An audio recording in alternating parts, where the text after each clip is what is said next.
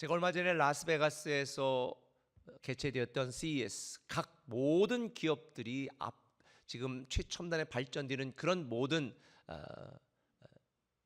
그러한 것들을 발표하고 또 신제품들을 보여주는 이러한 그 컨퍼런스, 그런 쇼가 있었는데요. 거기에 분석하는 모든 내용들을 제가 한 10개의 아티클을 보면서 야, 세상이 앞으로 이렇게 변할 수 있겠구나라는 것에 대한 지식을 얻고 정보를 얻었는데, 정말 우리가 살아가는 앞으로 시대, AI 로봇들이 인간의 삶과 일을 대체하는 시대, 점점 앞으로는 사람의 이 사람들의 관계가 사라지고 공동체적 가치가 사라지고 무너지겠구나라는 그런 생각을 했습니다.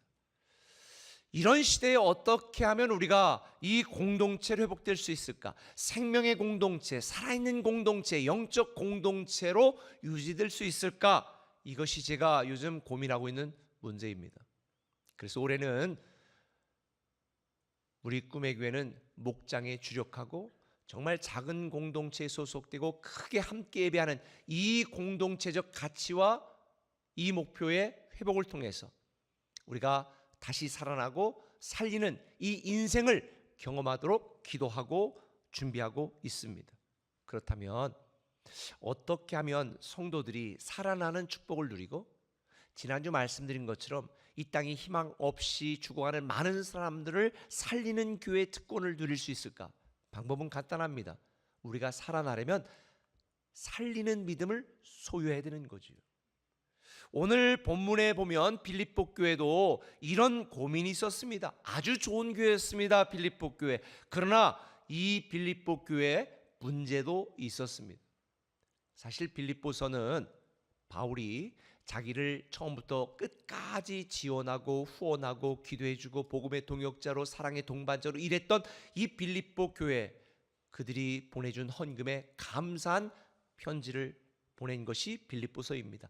아울러 그렇게 사랑하고 또 그런 기뻐하는 관계였기 때문에 이 빌립보 교회가 갖고 있었던 몇 가지 문제에 대하여 눈물로 안타까운 마음으로 권면하고 충고하는 내용도 포함되어 있었습니다. 빌립보 교회는 좋은 교회였지만 유디아와 순두계라고 하는 이 유력한 두 여자 성도가 아주 싸우고 갈등하고 그래서 교회에 문제가 생겼습니다. 뿐만 아니라 할례와 율법을 강조하는 이 율법주의자들 때문에 복음으로 살아가는 성도들이 믿음이 흔들리고 또 이 율법주의에 빠져서 자기들의 의를 자랑하는 성도들 때문에 일부 성도들이 실족하는 일들이 생겨나게 되었습니다. 그래서 오늘 본문 18절을 보면 사도 바울이 이렇게 말하죠. 내가 여러 번 너에게 말하였거니와 이제도 눈물을 흘리며 말하노니 여러 사람이 그리스도의 십자가 원수로 행하느니라.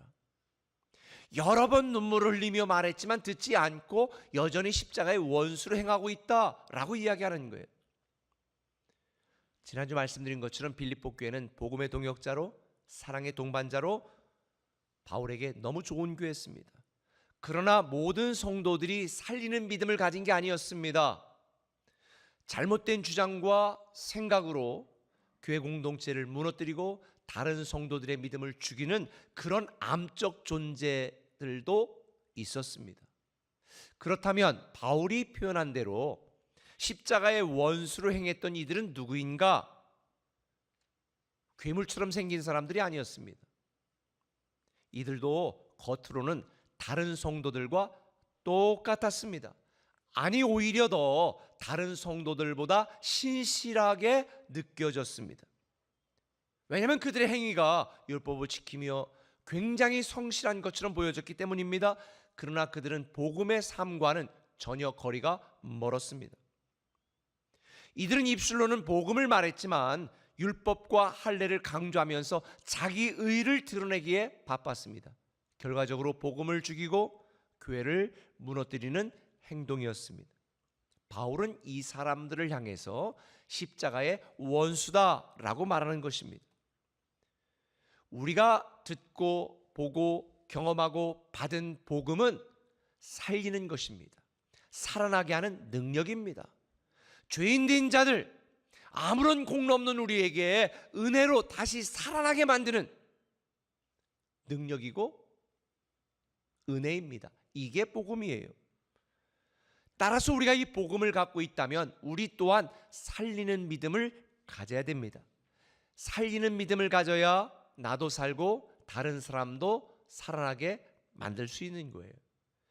그래서 저는 오늘 여러분들과 함께 우리가 살리는 믿음을 가지려면 어떻게 해야 되는가? 두 가지 말씀드리는데 그 첫 번째는 이겁니다. 하늘의 일을 생각하라는 것입니다. 뭐를 생각하라고요? 하늘의 일을 생각하라. 살리는 믿음을 가지려면 하늘의 일을 생각해야 됩니다. 복음을 들은 우리는 이 땅에 살지만 우리 영혼의 소속이 어디예요? 우리 영혼의 소속은 이 땅이 아니에요. 세상이 아니에요. 하나님 나라예요. 우리 영혼의 소속은 하나님 나라이기 때문에 하늘에 속한 하늘의 일을 생각해야 되는 거죠. 그래서 바울은 오늘 본문 20절에 이렇게 말합니다. 우리의 시민권은 하늘에 있는지라. 우리의 시민권이 하늘에 있다. 거기로부터 구원하는 자 곧 주 예수 그리스도를 기다리고 있다라고 말하는 거예요. 우리의 시민권이 하늘에 있기 때문에 우리는 하늘의 일을 생각해야 되는 거예요. 그런데 바울이 왜 하늘의 일을 생각하라고 말하지 않고 우리의 시민권이 하늘에 속했다라고 말할까요? 제가 미국에서 유학생활할 때에 한인교회를 다녔는데요. 이 한인교회 다닐 때 보니까 미국 시민권을 가진 한인들도 있고 영주권을 가진 분들도 있는데 의외로 불법 체류하는 분들도 꽤 계시더라고요. 이 불법 체류하는 분들은 은행도 사용할 수 없고 라이센스도 딸 수 없고 언제 이민국 직원들이 닥쳐서 추방할지 모르니까 늘 불안한 마음으로 눈치 보면서 살아가고 있는 것을 보았습니다. 반면에 미국 시민권이 있는 분들은 연금도 받고 보호도 받습니다. 작년에 제가 미국 가보니까 미국 시민권자들은 1인당 막 3,000불씩 막 줬어요. 막 현금들을 다. 그러니 이 얼마나 놀라운 혜택입니까?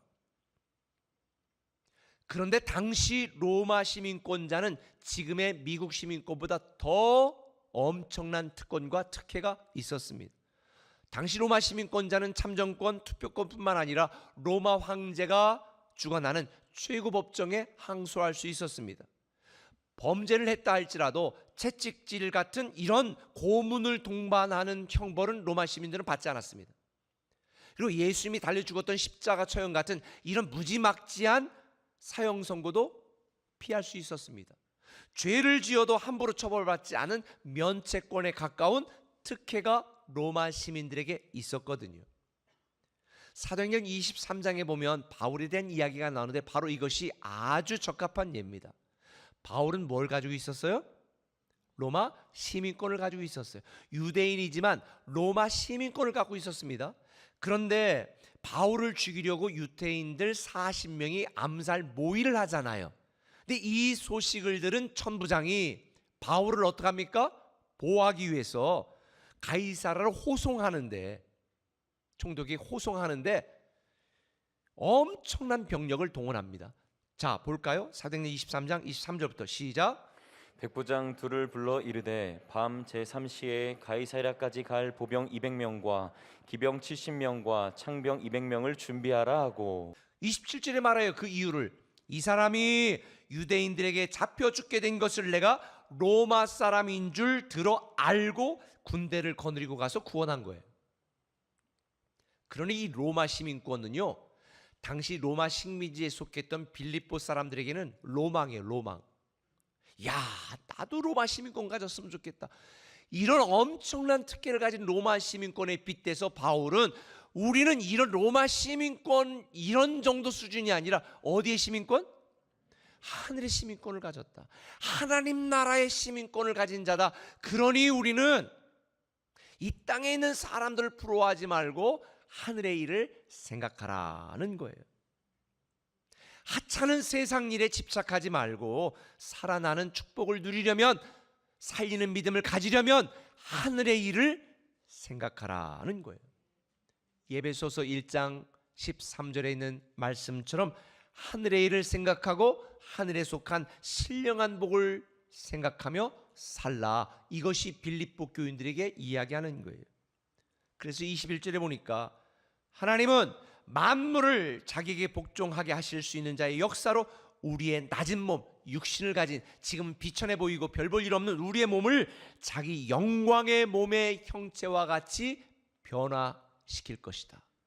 우리는 이런 영광의 몸으로 변화되어 하나님 나라에 가게 될 것이니 하늘의 시민권을 가진 여러분들이요, 이 땅에 집착하거나 욕심부리며 세상 것 자랑질하며 살지 말아라. 하늘의 일을 생각하라. 이걸 말하는 거예요. 그런데 빌립보 교회 성도들 중에는 이런 눈물로 호소하는 바울의 말을 듣지 않고 복음을 죽이고 교회를 무너뜨리며 십자가의 원수로 행하는 이들이 있었다라고 말하는 거예요. 그럼 이 십자가의 원수로 행하는 이들의 특징이 무엇이었는가? 19절 보면 그들의 신은 배요, 그 영광은 그들의 부끄러움에 있고 땅의 일을 생각하는 자라. 어디의 일을? 십자가의 원수로 행한 자들이 어떤 자들이냐? 땅의 일을 생각하는 자들이라는 거예요. 그들은 하늘의 일을 생각하지 않았습니다. 복음의 일을 생각하지 않았습니다. 하나님의 일을 생각하지 않았습니다. 땅의 일을 생각했습니다. 자기를 생각했습니다. 세상 일을 생각했습니다. 오직 육적인 일만 생각했다는 거예요. 바울은 이런 자들을 향하여 그들의 신은 하나님이 아니라 그들의 신은 뭐라는 거예요? 배라는 거예요. 배. 먹는 배가 아니고 배. 바울이 보니까 일부 성도들은 복음을 듣고도 하늘의 일을 생각하지 않았습니다. 무엇을 먹을까? 무엇을 입을까? 무엇을 자랑질할까? 여기에만 관심이 있었던 거예요. 결국 그들이 세상 탐욕과 욕심과 그들이 추구하는 이 인간적인 그 탐욕, 자기들의 배가 그들의 신이었다라고 말하는 거예요. 본문에 보면 땅의 일을 생각하는 사람들의 특징을 또 설명합니다. 19절에 보니까 그 영광은 그들의 어디에 있고 부끄러움에 있다. 이게 무슨 표현이냐면요, 그 영광은 그들의 부끄러움에 있다라는 표현은 정상적이지 않게 취한 영광이라는 의미입니다. 자, 당시 로마 보세요. 당시 로마는 거의 전 세계를, 전 유럽을 정복한 대제국이었습니다. 모든 길은 로마로 통한다라고 말할 정도로 로마의 위엄과 로마의 세력과 로마의 권력과 로마의 영광은요 어마어마했습니다.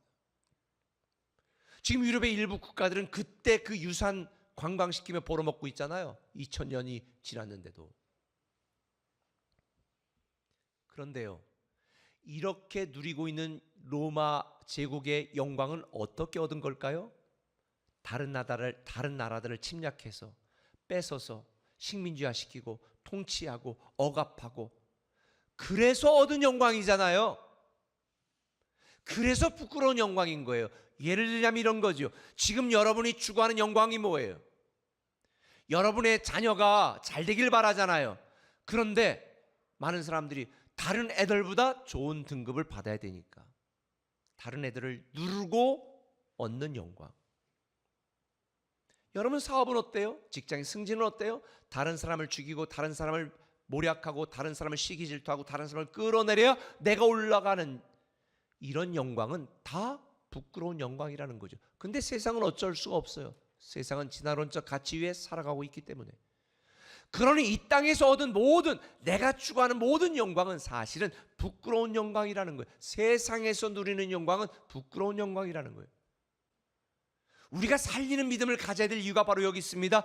나로 인해 누군가 예수를 알고 내 자녀로 인해 누군가 그 친구들이 사랑을 배우게 되고 내 사업 때문에 다른 누군가가 유익하게 되어지고 다른 누군가도 잘 되게 되어지고 내 인생 때문에 내가 하는 일 때문에 다른 누군가에게 희망과 소망이 되도록 만드는 것, 이것이 우리 꿈의 교회 공동체가 추구하는 가치고 이것이 바로 살리는 믿음을 가져야 될 결정적인 이유가 되는 거예요. 오늘 들어올 때 여러분들에게도 또 전도지 나눠줬지만 부담이나 의무가 아니라 저는 이렇게 소망해요. 나 때문에 누군가 한 사람이 예수를 믿고 천국에 갈 수 있다면, 누군가 내가 하는 사업 때문에 누군가가 직장을 얻고 누군가가 생활을 누릴 수 있다면 이게 얼마나 축복된 일이에요. 우리는 세상에 나만 아는 부끄러운 영광이 아니라 모든 사람을 살아나게 하고 소망을 주는 이 영광스러운 영광의 주인공이 여러분이 되었으면 좋겠습니다. 그래서 우리가 삼아야 될 영광은 십자가의 영광이에요. 예수님이 십자가에 달려 죽으심으로 많은 사람을 살린 것처럼 이것이 죽어야 살게 되는 성경의 원리이기도 하지요. 좀 전에 말씀드린 것처럼 본문에서 말하는 십자가의 원수는 대단한 악인이 아닙니다. 우리가 똑같다고 그랬잖아요. 다만 살리는 믿음으로 하늘의 일을 생각하는 것이 아니라 나만 위하는 땅의 일, 세상 일에만 진심인 사람, 그런 사람이 십자가의 원수라는 거예요. 교회는 다니고 있지만 나만 알고 내 새끼만 알고 내 사업만 알고 자기 배를 신으로 삼아 살아가는 그런 사람이 바로 십자가의 원수다라고 바울은 눈물을 흘리며 권고하는 거예요. 그런데 오늘 본문 19절에 보니까 십자가의 원수로 행하는 사람들의 마지막이 뭐라고 그랬어요? 그들의 마침은 멸망이라는 거예요. 하늘의 일을 생각하지 않고 땅의 일만 생각하고 주의 일을 생각하지 않고 나의 일만 생각하고 영적인 일을 생각하지 않고 육적인 일만 생각하며 내 배를 신으로 삼아 부끄러운 영광을 취하는 자들의 결국은 멸망이라는 거죠. 저는 우리 꿈의 교회 공동체가 내 배만 알고 내 배만 채우는 육신의 일에 인생을 낭비하는 것이 아니라 우리 꿈의 교회 목표처럼 사람을 살리고 교회를 섬기고 주님을 높이고 주님을 전하는 이 살리는 일에 목숨을 거는 저와 여러분 되시기를 예수님의 이름으로 축원합니다. 그게 영광스러운 삶이에요. 하늘의 일을 생각하는 여러분 되시기를 다시 한번 축원합니다. 한 걸음 더 나가서 따라합시다. 하늘의 상을 기대하라. 하늘의 상을 기대하라. 13절 14절을 같이 한번 읽어보겠습니다. 시작. 형제들아, 나는 아직 내가 잡은 줄로 여기지 아니하고 오직 한 일, 즉 뒤에 있는 것은 잊어버리고 앞에 있는 것을 잡으려고 표대를 향하여 그리스도 예수 안에서 하나님이 위에서 부르신 부름의 상을 위하여 달려가노라. 아멘. 바울은 복음을 위해서 자기 인생을 걸었습니다. 실제로 바울은 많은 일을 했습니다. 아시아, 유럽에 엄청난 많은 교회를 세우고 큰 일을 했습니다. 그러나 바울은 자기가 지금까지 해왔던 과거 일을 자랑하거나 충분하다고 생각하지 않았습니다. 지금까지 자기가 한 것은 잊어버리고 앞을 향해 달려갔습니다. 제가 언젠가도 이제 너무 힘들다, 이제 이 정도면 많이 했지, 이제 나도 그만하고 쉬자, 이런 생각을 했는데 이걸 읽으면서 저를 가만두지 않더라고요. 과거 일은 잊어버려. 여러분들 중에도 지금까지 나 많이 헌신했습니다. 지금까지 많이 나 섬겼습니다. 잊어버리세요. 작년까지, 아니 지난주까지 했던 거 다 잊어버리시고 지금까지 아무것도 하지 않은 것처럼 이제부터 내가 주를 향해 어떻게, 주를 위해 어떻게 내가 살아갈 것인가, 하늘의 상을 기대하면 그렇게 살게 되어 있습니다.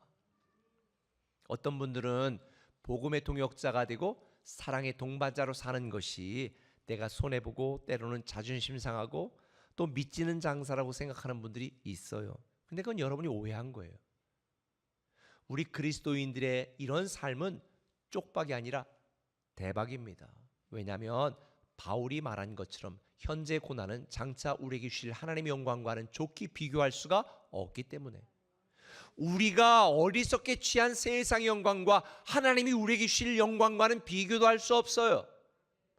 이 땅이 우리에게 주는 보상과 하나님이 우리에게 주는 상급은 비교할 수 없어요. 그래서 바울은 나는 표대를 향하여 달려가노라 라고 고백하는 거예요. 저는 우리 꿈의 교회 성도들도 하늘의 상을 기대하고 표대를 향하여 달려가는 저와 여러분 되시기를 예수님의 이름으로 축원합니다. 여러분, 우리가 이 땅을 살아가면서 잠시 살아가는 거예요. 저도 요즘 참 많은 걸 느껴요. 인생이 훅 지나가네요. 잠시 살고 갈 터인데 여러분은 무엇을 위해 살아가고 있습니까? 하늘의 상을 기대하며 살아가고 있습니까? 이 땅이 여러분의 탐욕을 채우기 위해 살아가고 있습니까? 오늘날 어떤 성도들은 믿음 있고 교회를 다니면서도 영생을 의심합니다. 그러니까 물질에 집착하고 이 땅의 영광에 연연하는 거예요. 또 그것을 얻고 누리기 위해서 현실과 타협하며 변질된 신앙인으로 회색지대에 숨어 있는 것입니다. 마귀의 밀정이 되어서 자기의 배만 채우며 기생하는 성도로 살지 마세요. 우리가 만일 하늘의 시민권을 가진 하나님의 자녀임을 믿는다면 우리는 하늘의 상을 기대하며 믿음으로 섬기는 삶, 복음의 동역자로 사는 삶, 사랑의 동반자로 사는 삶을 살게 되어 있습니다.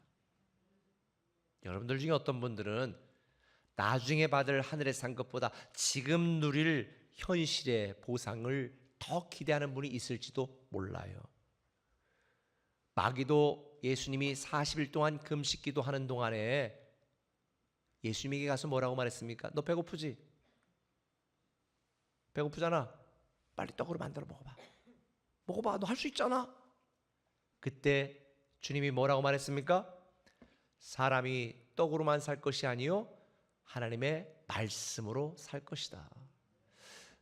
때로 여러분의 마음 가운데 하늘의 상보다 이 땅의 보상에 더 마음이 가거든. 그때 꼭 예수님의 말씀을 기억하세요. 내가 조금 빠른 승진, 내가 조금 더 많은 물질을 버는 이것으로 살 것이 아니요 하나님의 말씀으로 살고 섬김으로 살고 예배자로 살 것이다. 이 고백이 여러분의 고백이 되기를 예수님의 이름으로 축원합니다. 우리의 보람과 가치는 이 땅에 있지 않아요. 하늘에 있습니다. 그래서 최선을 다하여 섬기는 것이고 최선을 다하여 사랑하는 것입니다. 저는 우리 명절이 되면 교회 섬기는 분들에게 조그만 감사의 표현을 합니다. 너무 죄송합니다. 사실 다른 많은 교회들은 그 정도 섬기면 다 사례도 받고 섬기고 다 월급도 받고 섬기는데 우리 교회는 거의 대부분 자원봉사하는 거니까 그래서 사랑의 마음을 전하는데요. 저는 우리 모든 성도들이 하늘의 상을 기대하며 살아가는 여러분이 되었으면 좋겠습니다. 토이 아데몰라는 이런 얘기를 합니다. 주님이 능력과 재물을 넘치게 주시는 것은 소명을 완수하고 하나님 나라를 확장하라는 의미입니다. 할렐루야. 오늘은 음력으로 두 번째 새해이네요.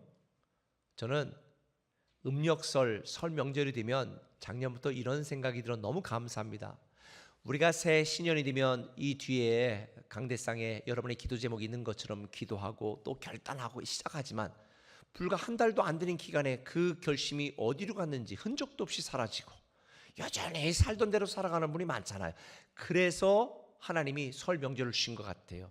음력으로 새 세컨 찬스. 감사노트 그동안 하루 이틀 쓰다 못 썼다. 오늘부터 쓰시면 돼요. 오늘이 새해니까 세컨 찬스. RT인으로 살아가겠다 결심했지만 못 한 번 오늘부터 하시면 돼요. 그리고 아직까지 코로나 무서워서 현장 못 온다. 다 이제는 변명 핑계입니다. 다음 주부터 현장으로 오시면 돼요. 저는 우리 꿈에게 성도들이 하나님이 우리에게 세컨 찬스를 주셨으니 이 세컨 찬스에 믿음으로 결단하고 믿음으로 하늘의 일을 생각하며 하늘의 상을 기대하는 살리는 믿음으로 살아나는 저와 여러분이 되었으면 좋겠습니다. 바울의 고백처럼 과거는 과거에 담기고 우리의 상황과 환경은 여전히 괴롭지만 살리시는 하나님을 믿고 표대가 되시는 예수님만 바라보며 나아갔으면 좋겠습니다. 오늘 두 가지 말씀드렸습니다. 하늘의 일을 생각하고 하늘의 상을 기대하라. 살리는 믿음으로 이제 살아나리라. 반드시 살아나리라. 우리는 살아나리라. 다시 10초 뒤로 넘깁니다. 이게 아멘이 없어요. 여러분 모두 하늘의 일을 생각하고 하늘의 상을 기대하며 살리는 믿음으로 사는 착하고 충성된 성도가 되시기를 예수님의 이름으로 축원합니다. 이제 살아나리라. 반드시 살아나리라. 우리가 살아나리라.